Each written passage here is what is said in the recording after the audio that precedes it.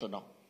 ఏదైతే వైఎస్ఆర్సీపీ ఆఫీసులు చట్టపరంగా ఇదిగో దాదాపు 2016లో తెలుగుదేశం ప్రభుత్వం ఉన్నప్పుడే జీవో తెచ్చారు. ఏ పార్టీ అయినా నేషనల్ పార్టీకి, స్టేట్ రీజనల్ పార్టీలకి, అసెంబ్లీలో బలం ఉన్న పార్టీలకి ఇదిగో ఈ రకంగా అలాట్ చేయొచ్చు. వాళ్ళు ఇచ్చిన జీవో ప్రకారమే ల్యాండ్స్ అలాట్ చేసి కట్టుబడులు చేసుకుంటే ఈ రోజున ఒకటి రెండింటిని ఇరగొడుతున్నారు. కొన్నిటి మీదకి తెలుగుదేశం నాయకులు, మంత్రులు, అధికారంలో ఉన్న వాళ్ళు, ఎమ్మెల్యేలు కొంతమంది వైఎస్ఆర్సీపీ ఆఫీసులోకి వచ్చి వాళ్ళు ఇష్టం వచ్చినట్టు ప్రెస్ మీట్లు పెట్టడం, ఇది ఎంతవరకు సమంజసం? ఒక కొత్త సాంప్రదాయానికి మీరు తెరలేపుతున్నారు. ఈరోజు మాకు జరిగింది రేపు మీకు జరగచ్చు. ఎవరి ఆఫీసు వాళ్లకు ఉంటుంది.